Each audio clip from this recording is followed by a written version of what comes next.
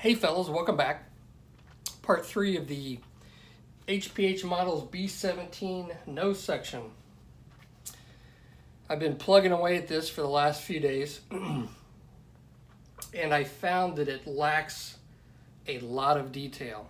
And for the price point, I was able to find this on eBay for like 350 bucks, which is a good chunk of change for a model kit. And I mean, and overall, I mean, it's a big chunk of kit, but you know, it's nothing compared to say HK models 1/32 scale B17, which you know, I guess this has its own little niche. You're not going to find anything else out there like this, but for that kind of money, I would expect a lot more detail in the kit. And I did a ton of scratch building on it.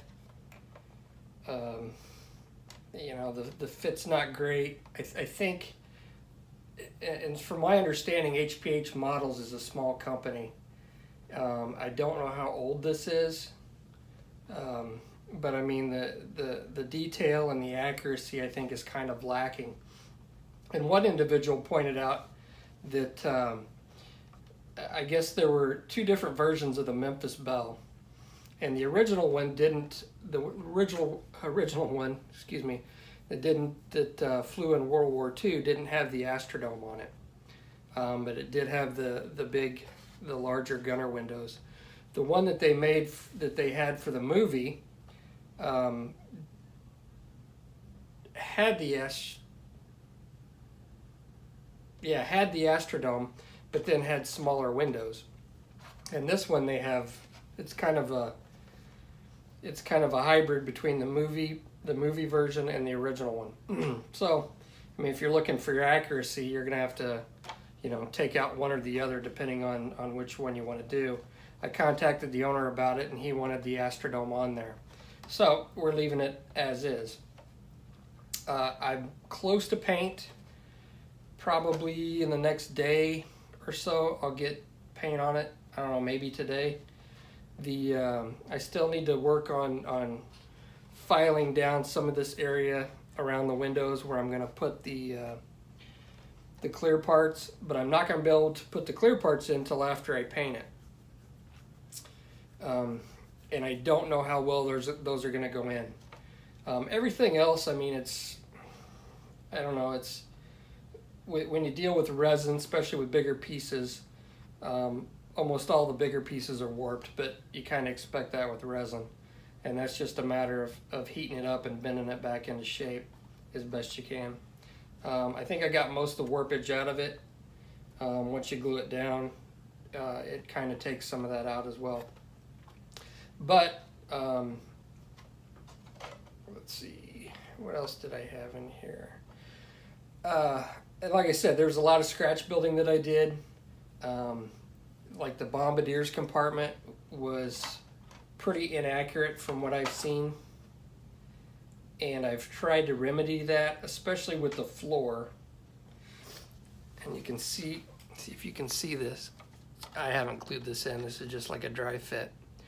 But I totally rebuilt the floor of the Bombardier's compartment. This is the piece that they give you, this wooden piece. And I said I was going to try to use these. But if you look at this, the wooden piece, basically how they have it in there, is the wooden piece fits in there just like that. You've got a real narrow area. And the pictures that I've referenced, it's not like that. They've kind of got this wider floor in there. So I redid that in plastic card, and we'll take a closer look at it in a minute. And I don't know if you can see in there, but I did some more sculpting with the magic putty that I have, and I think it turned out a ton better.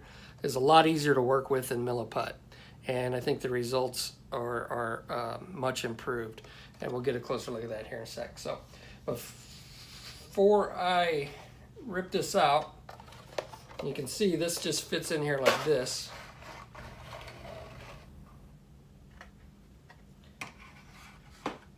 Take the back out. and then you've got your hollow body. It just fits in there like that. I am going to glue the cockpit in. Around the back there's a noticeable gap. I was going to leave it just dry fitted, so you could take it out if you wanted to. If something fell out, you could just remove it. But there's such a gap along here that I'm going to have to glue it and putty it even after I paint and then touch up. That I'm not going to be able to leave that open. I just wouldn't be happy with it that way. So let's look at all the stuff I've done. All right, here's a better look at the cockpit area. And the back of the instrument panel there wasn't a whole lot to attach it to the side. And so what I did is I just took some plastic card and attached it to the back and bent it at an angle so then I could attach that to the side. They say to make the cover right here out of paper, but yeah, I just didn't think that would work. So I just used real thin plastic card, I think 0.02 millimeter plastic card, and it bends pretty easily, and I just glued it down to make that part. The struts for the seats, I ended up making out of, they're real flimsy and they were all bent and fragile. So I just made those out of strips of card. And I ended up getting one of the, I don't know if you can notice right there, but one of the angles, I got it reversed, but I don't know. I don't think you're gonna notice. And to rip it out now, I think would just cause more problems than what it's worth. So, these little, the holders for the oxygen tanks, I just cut plastic cards and glued those onto that, and that way I could glue them on there and get them relatively straight. I did that on both sides. The front, let's take a look at this is the Magic Sculpt stuff that I used, and I think it turned out really good. Like I said, it's a lot easier to work with than the Milliput. So it took me about probably 3 or 4 hours to get that done, and it's pretty hard. It turned out a lot better than the last one that I did. The instructions, I mean, they don't give you a part to cover up this opening right here, which if you take that off, you just see the back of the instrument panel. So what I did is I used this stuff and just made the fabric that I've seen in pictures, and I think that turned out pretty good. Not much else to say on this. I did put a door on it. They give you the balsa wood door. It didn't look right to me, and trying to put hinges on it I don't think would have worked that well. So what I did, go over here, let's see, here's my door. So here's my door, and what I did, based on pictures, and this may or may not be totally accurate, but I think it looks the best. I sandwiched like 3 strips of plastic card in different depths. This is gonna be the inside. I'm gonna make that wood, make like a wood grain. And then this is gonna be the outside, which will be metal. And this is going to be put right on here.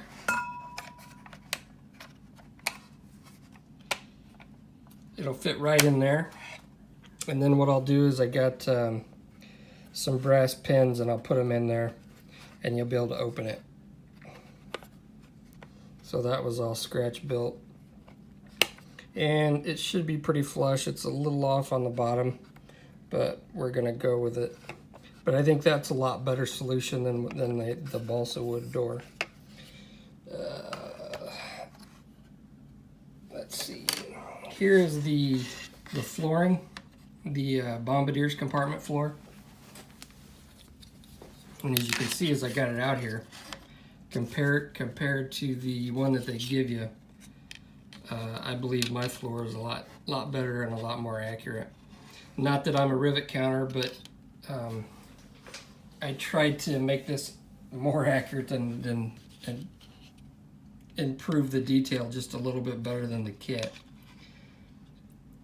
And having built the HK models B17, this is more like what they had.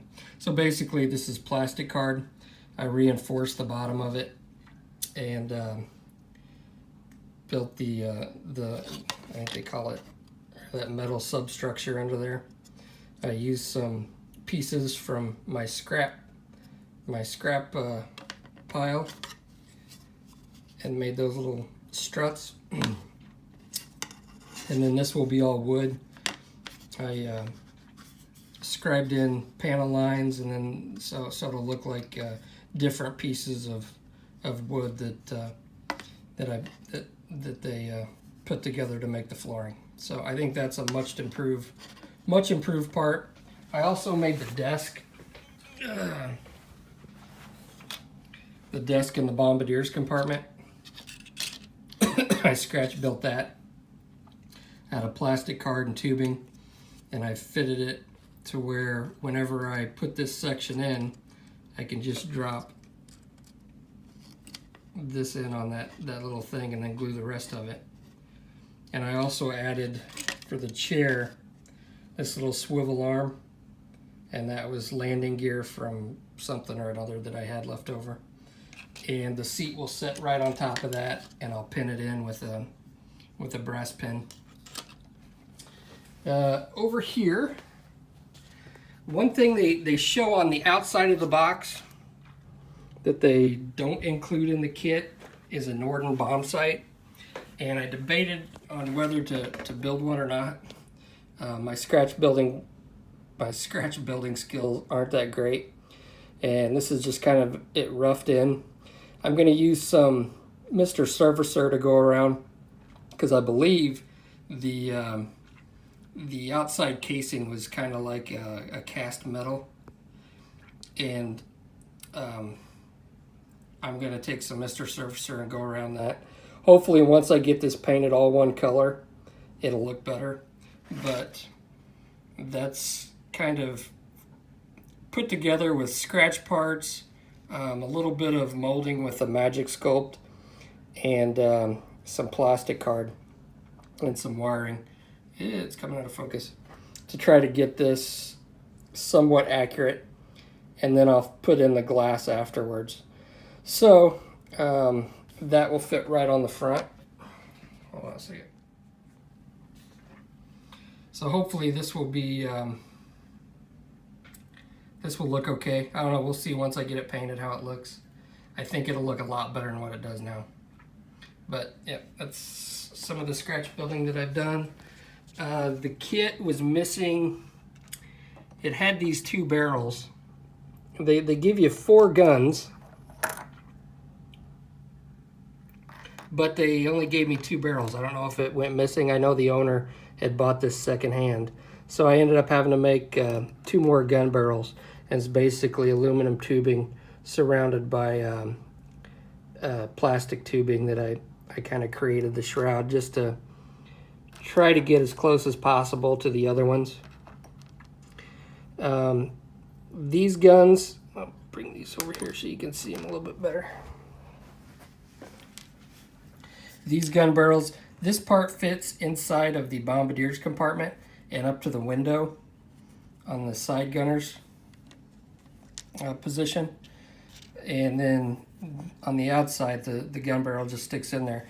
What I did is I put little magnets in here, so there's not going to be any glue required for this.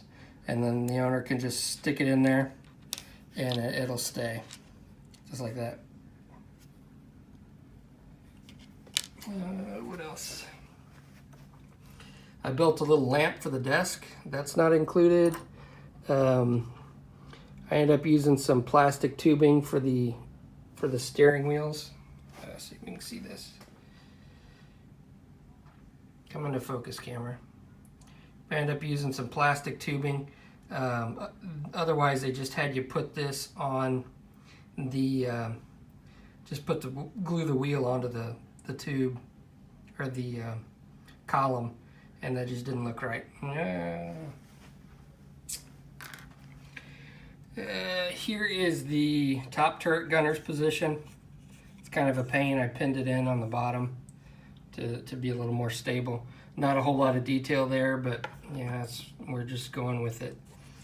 What else did I do? Oh, these ammo belts. They don't include ammo belts with the guns. So what I ended up doing, I thought about this for days. Thought, how could I do this? So what I did is I ended up just today is taking a strip of 0.0 millimeter plastic card and cutting them the same width.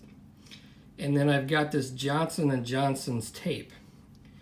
And then what I did is I took the tape, put the strip down on the sticky side of the tape, the plastic card strip, and then taking copper wire and putting it right on the edge and then folding the tape over. And that way it'll kind of give, it's able, you can bend it and it'll stay in position. And you know, it may not be totally perfect, but it will at least give you the idea that that's an ammo belt. And I think once I get it painted, it should look okay. But you know, in my opinion, it's a lot better than nothing. So we'll see how that, kind of like my Norden bobsite, how that looks once I get it all painted up. But I think that'll work out. And then I'll use these to attach to the gun. I've got holes drilled inside the gun, so it should stay if I glue those in. And then these pins will stick into the ammo crate. So I got that taken care of. And that's about it. I should be ready to paint. I've got all the parts taken care of. I know where they go. I've got them all cleaned up and ready to paint. So I will get to painting and put in the windows. Probably the next video I do will be the finished model. So I'll see you in part 4.